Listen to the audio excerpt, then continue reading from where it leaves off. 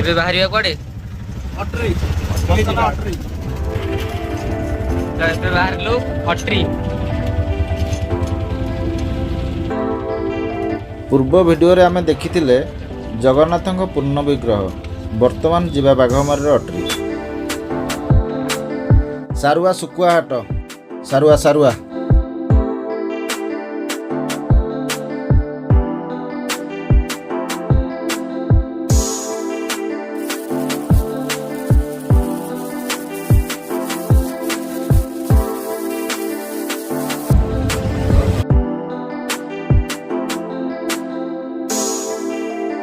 ଏଠୁ ସିଧା ଗଲେ ନୟାଗଡ଼, ଆଉ ଏଇ ବାମ ପଟେ ପଡ଼ିବ ବାଘମାରୀ ଅଟ୍ରି।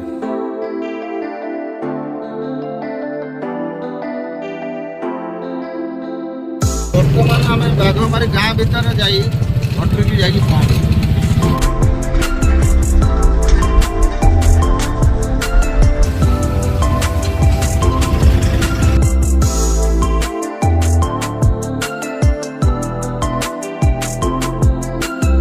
ଏଠାରେ ବାଁ ପଟକୁ ଗଲେ ଅଟ୍ରି।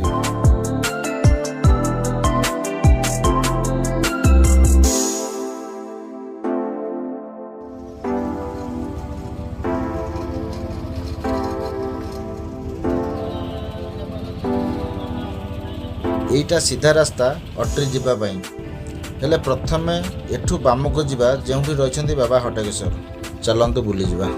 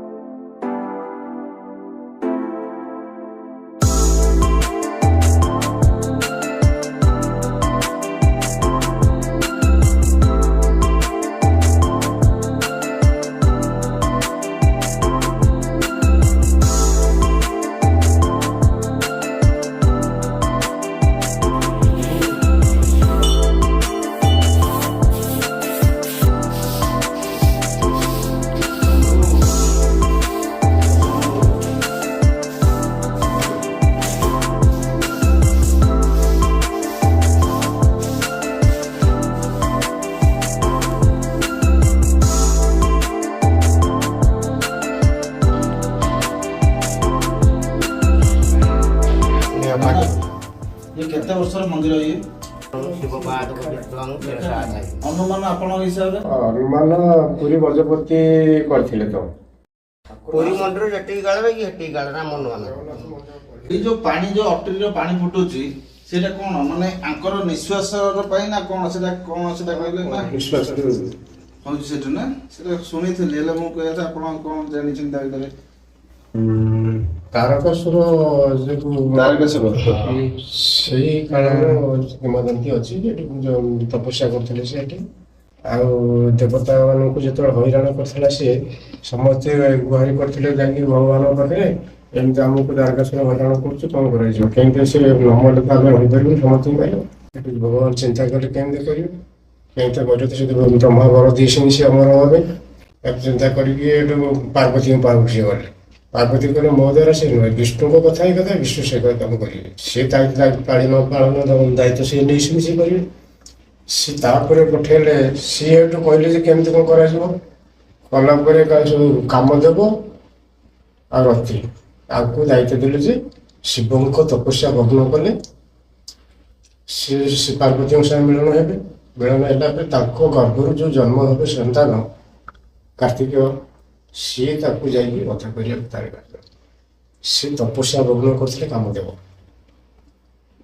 ସିଏ ଯେତେବେଳେ ତପସ୍ୟା କରୁଛନ୍ତି, ଯେତେବେଳେ ଭଗ୍ନ କରିଛନ୍ତି, କଥା ବେଳେ ତାଙ୍କର ଇଏ ତପସ୍ୟା ଭାଙ୍ଗି ଯାଇଛି, ଅଗ୍ନି ଭିତରେ ଛାଡ଼ି ଦେଇଛନ୍ତି ଆଉ ଆମ ତ ବସୁଛନ୍ତି। ସେ ବର୍ଷା ହେବା ପରେ ସେଇଠି ଅଗ୍ନି ନେତ୍ରଟା ଖୋଲିଛି, ପାଣି ଜଳି ଉଠିଛି ସେଠି। ଯାହା ପୁରାଣରେ ଆମର ଏତିକି ଲେଖା ବହୁତ କଥା ଅଛି, ଆମେ ଟିକା ଟିକେ କହିଦେଇଛୁ ଆଉ।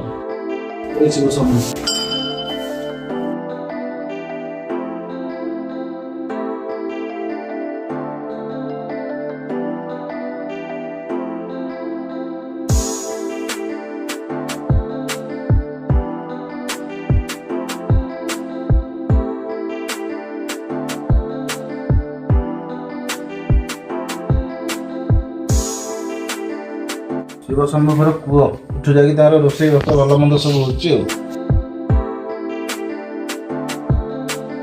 ଏଇଠୁ ଯାଇକି ପାଣି ରୋଷେଇ ବାସ ଭଲ ମନ୍ଦ ଠାକୁରଙ୍କ କାମରେ ଲାଗୁଛି। ଦାଦା ମାନେ ରୋଷେଇ ଘର ପାଇଁ ସବୁ ପାଣି ଯାଉଛି ଏଇ କୂଅରୁ ଆଉ। ଆଉ ଏଠି କଣ ହଉଛି, ଚାପ ଖେଳ ହଉଛି ନା କଣ? ବୈଶାଖ ମାସରେ ଚାପ ଦିଟା ବୁଡ଼ିକି ଅଛନ୍ତି। ଦିଟା ଚାପ ବୁଡ଼ିକି ଅଛନ୍ତି। 21 ଦିନ ଚାପ ଖେଳ ହଉଛି ଏଠି ନାଇଁ? କେବେ ହଉଛି ସେଟା? ବୈଶାଖ ମାସ କେବେ? ଅକ୍ଷୟ ତୃତୀୟଠୁ ଆରମ୍ଭ। ଅକ୍ଷୟ ତୃତୀୟଠୁ ଆରମ୍ଭ 21 ଦିନ। ହେଲେ ଯାତ୍ରା କଣ ଗୋଟେ ସେଇ ଟାଇମରେ ନା? ମକରରେ ହଉଛି ନା? ମୁଁ ସେଇ କଥା ପଚାରୁଛି। ବଡ଼ ଯାତ୍ରା ଏପଟ ଏରିଆର ବଡ଼ ଯାତ୍ରା ଆଉ ମକର ଯାତ୍ରା। ଏଇ ଯୋଉ ମାନେ ହଟକେଶ୍ୱରଙ୍କର ହେଲା ଆମର ମକର ସଂକ୍ରାନ୍ତି ତ ବହୁତ ପୁରୁଣା ଅଛି।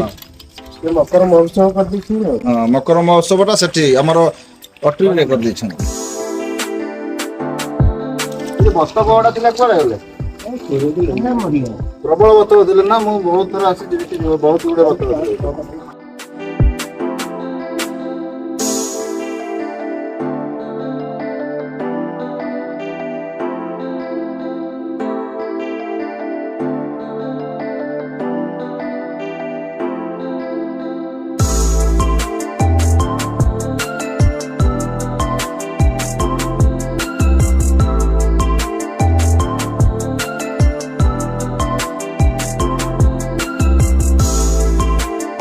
ବର୍ତ୍ତମାନ ବାବା ହଟକେଶ୍ୱର ଦର୍ଶନ ସାରି ବାହାରିଲୁ ଅଟ୍ରି।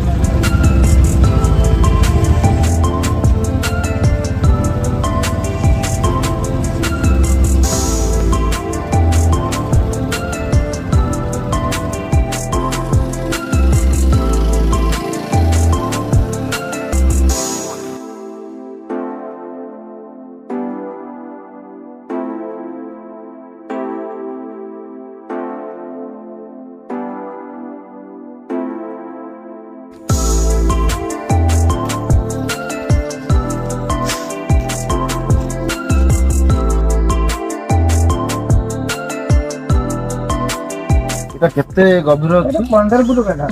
15 ଫୁଟ ଗାଢା ଅଛି। ଏଇ ପାଣିଟା କୋଉଠୁ ଆସୁଛି? ଗରମ ଏତେ ରହୁଛି। ମାଟି ତଳୁ ପାତାଳୁ ଫୁଟେଇ ଆସୁଛି। ମାଟି ତଳୁ ଘର ଅଛି, ସବୁ ଜାଗାରେ ସବୁ ଜିନିଷ ଅଛି। ଏଇଟା ହଟକେଶ୍ୱରଙ୍କ ଜାଗା। ଇଏ ହଟକେଶ୍ୱର ବର୍ଷକେ ଦିଥର ଏଠି ଯାଉଛନ୍ତି। ବର୍ଷକୁ ଦିଥର? ବର୍ଷକେ ମକର ସଂକ୍ରାନ୍ତି ଆସିବେ, ଆମର ଶ୍ରାବଣ ମାସରେ ଆସିବେ ବିମାନ ଦେହରେ। ବାରପଲ୍ଲୀ ଠାକୁର ଦେଶରେ ଅନାବୃଷ୍ଟି ପାଇଁ ଜଳତପ ହବ, ହୋମ ହବ, ଠାକୁର ବିମାନରେ ଆସିବେ ଏଠି। 7 ଘେରା ବୁଲିବେ। 7 ଘେରା ବୁଲିକି କହୁଥିଲେ କଣ 7ଟା ଶଗଡ଼ ବୁଡ଼ି ପୂର୍ବରେ ଥିଲା କଣ କି ଜଙ୍ଗଲ ପାହାଡ଼ ଥିଲା ତ, ରାସ୍ତା ଘାଟ କଣ ଥିଲା କି? ଆମେ ତ ଦେଖିନା, ଆମେ ଯାହା ଶୁଣିବା ସେଇଟା ବିଶ୍ୱାସ କରିବା ନା। ହଁ ଠିକ ଅଛି। ସେଇ ଜିନିଷଟା ଯେତିକିଟା ଶୁଣିବା ସେତିକିଟା ବିଶ୍ୱାସ କରିବା। ଆମେ ତ ଦେଖିନଥିଲେ କି ଜାଣିନଥିଲେ। ଆମେ ଜନ୍ମ ମାନେ ଆମ ବାପା ବଡ଼ ବାପା ଜନ୍ମ ହେଇନଥିବେ, ତା ପୂର୍ବରୁ ଘଟଣା। ସେଇ ଯୋଉ କୂଅରୁ ପାଣିଟା ଆସୁଛି, ଆସିଲା ପରେ ଏଠି ଖାଲି ଗାଧେଇବା ପାଇଁ କୂଅରୁ ଏଇ ଯାଇ ଆଉଛି ଆଉ। କୂଅରୁ ଏଠି ଆସୁଛି। ଏଠି ଗାଧେଇବା ଯାହା ଗାଧେଇବା ପାଇଁ ମାନେ ମଣିଷର ରୋଗ ଫୋଗ ଯାହା ଥିବ, ଚର୍ମ ରୋଗ ଏଠି ହୁଏ ବୋଲି କହିବା ଅନୁସାରେ। ଦେଖ ସେଠି କେତେ ପାଣି ଗରମ, ଏଠି ବି ସେତିକି ପାଣି ଗରମ ଅଛି। ତାପରେ ସେ କୁଣ୍ଡ ବି ସେଇଭଳିଆ ଗରମ ବାଗେଇକି ଦେଖ କେତେ ପ୍ରବଳ ଗରମ। ହାତ ମାରିପାରିବନି। ଦେଖ କେତେ ଗରମ। ସେଇ କୁଣ୍ଡରୁ ଏଇଟା ସେକେଣ୍ଡ, ଏଇଟା ସେଠୁ ଫାଷ୍ଟ କୁଣ୍ଡ। ଏଇଟା ଫାଷ୍ଟ କୁଣ୍ଡ। ତାର ଏଇ ଦି ପଟୁ ସେକେଣ୍ଡ ଆଉ ସେପଟେ ଆହୁରି 2ଟା କୁଣ୍ଡ ଆହୁରି ସିଆଡେ ଅଛି।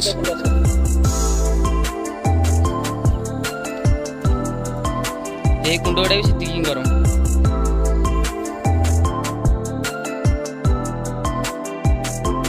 ପାଣି ଉପରେ ଏବେ ଯେତିକି ଗରମ ଲାଗୁଛି ଯଦି ଆ ଭିତରେ ଯିବ ଗାଧେଇବା ପାଇଁ ଏତେ ଗରମ ଲାଗିବନି, ଟିକେ ଥଣ୍ଡା ରହିବ। ଉପରେ ଯଦି 100% ହେଲେ ଭିତରୁ ଗଲେ 25% ଗରମ ରହିବ।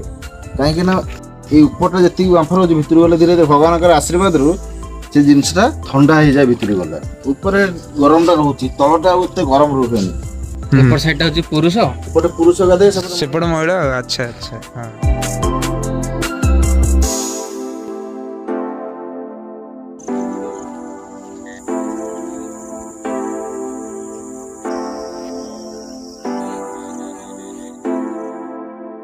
ବର୍ତ୍ତମାନ ଆମର ଅଟ୍ରି ବୁଲା ସରିଲା।